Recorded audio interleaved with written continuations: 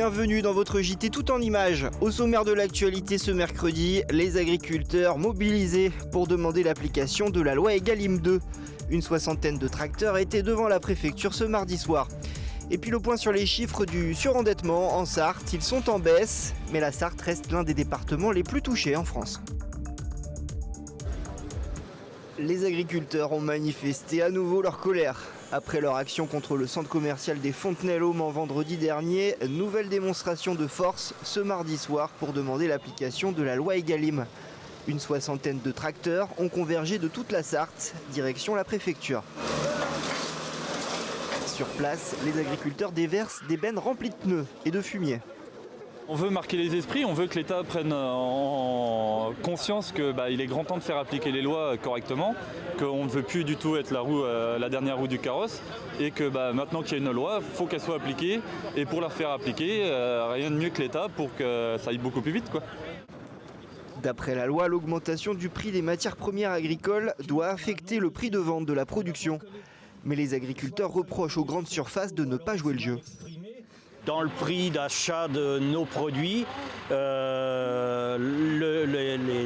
les denrées en fait ne sont pas, les prix des charges ne sont pas répercutés sur les prix de vente, ce qui fait que ça fait des charges très élevées par rapport aux produits de vente, quoi.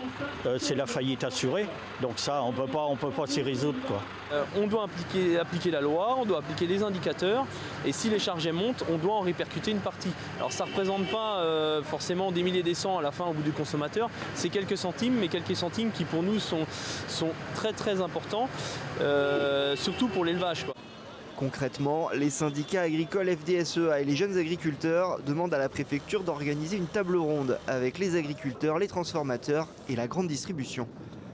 On en a marre de revenir tous les ans pendant les négociations commerciales. Elles ont lieu tous les ans et c'est le même cirque à chaque fois. Les grandes surfaces ne veulent pas passer les hausses, les transformateurs non plus. Ils se renvoient la balle, c'est un jeu de qui mentira le plus ou le mieux. Et on en a ras-le-bol. Et il faut que l'État intervienne. Il a fait voter une loi, elle doit être appliquée et on doit pouvoir savoir qui ne joue pas le jeu. Après le passage en préfecture, le cortège a poursuivi ses actions de nuit devant des distributeurs et des transformateurs en Sarthe. 3 nouvelles communes sartoises reconnues en état de catastrophe naturelle suite à l'épisode de sécheresse de 2020. Bouessé-le-Sec, Saint-Calais et Saint-Martin-des-Monts rejoignent ainsi les 28 autres agglomérations en Sarthe où l'état de catastrophe naturelle avait déjà été reconnu. Dans tous ces secteurs, une partie des habitants a été touchée par un problème de fissure des habitations. Elles sont causées par les mouvements de terrain liés à la sécheresse et la réhydratation des sols. L'arrêté a été publié le 12 février dernier au journal officiel. Les habitants de Bouessé-le-Sec, Saint-Calais et de Saint-Martin-des-Monts disposent d'un délai de 10 jours à compter de cette publication pour déclarer leur sinistre à leur compagnie d'assurance. Non, la crise sanitaire n'a pas augmenté le surendettement des ménages. C'est en tout cas le bilan que fait aujourd'hui la commission du surendettement en Sarthe. Elle s'appuie pour cela sur le nombre de dossiers déposés auprès de la commission. Par rapport à l'année 2019 sur 2021, on a laissé tomber 2020 qui n'était pas suffisamment représentatif et pertinent. Et donc on observe une baisse de 18% du nombre de dossiers déposés. C'est une tendance qui est d'ailleurs nationale et qui se poursuit depuis plusieurs années. Elle est due à une raison qui est l'impact positif des dispositifs législatifs mis en place pour prévenir les situations de surendettement. Donc on voit que ça a un impact et qu'effectivement il y a moins de dossiers qui sont présentés. Il y en a tout de même un certain nombre puisqu'on en a eu 1257 en 2021. En 2021, l'endettement moyen des ménages sartois est de 13 024 € contre 16 075 € en France. Mais les Sartois sont bien plus nombreux à s'endetter. On a 276 dossiers pour 100 000 habitants en Sarthe, pour 182 sur la région, 225 sur la France. On a tout de même un nombre de dossiers par habitant, entre guillemets, qui est sensiblement plus élevé.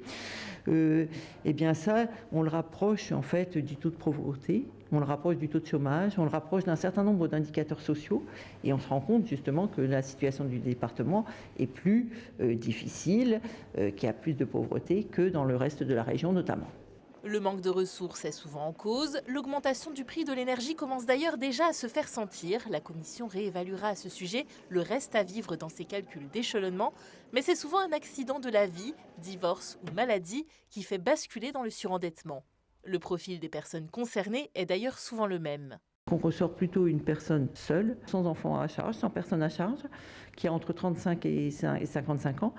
Et en fait, c'est la même typologie que l'on soit sur le département, sur la région ou bien sur la France. Plutôt une dame, parce que les revenus des dames sont quelquefois plus faibles et qui est généralement locataire. 40% des dossiers aboutissent par un effacement de la dette. Pour les autres, c'est un échelonnement des paiements ou effacement partiel. Les personnes sont ensuite fichées à la Banque de France. La section football du SO Men en grande difficulté financière. Le club historique du Mans, créé en 1933, a annoncé qu'il pourrait fermer à la fin du mois si 50 000 € ne sont pas trouvés d'ici là. En cause, le manque de recettes pendant la crise sanitaire et des arriérés dus à la Ligue de football. En cas de fermeture, 350 licenciés pourraient se retrouver sans club à la fin du mois. Face à ce risque réel, le bureau du Somfoot a lancé un appel à la générosité des Manceaux au travers d'une cagnotte sur internet sur le site litchi.com. Le Mans classé 20e université française, c'est le résultat du classement 2022 selon le magazine L'Étudiant. Classement basé sur le taux de réussite en licence, 34,9% en 3 ans pour l'université mancelle. 68 établissements sont comparés par l'étude et c'est Angers qui obtient la première place du classement final. Le Mans s'en sort pas trop mal dans les classements par filière, 7e en lettres, langues et sciences humaines, 11e en STAPS et 13e en droit. Mais tombe 36e en sciences et santé et surtout, arrive en dernière position sur 62 en économie et administration éco et sociale. Peut mieux faire.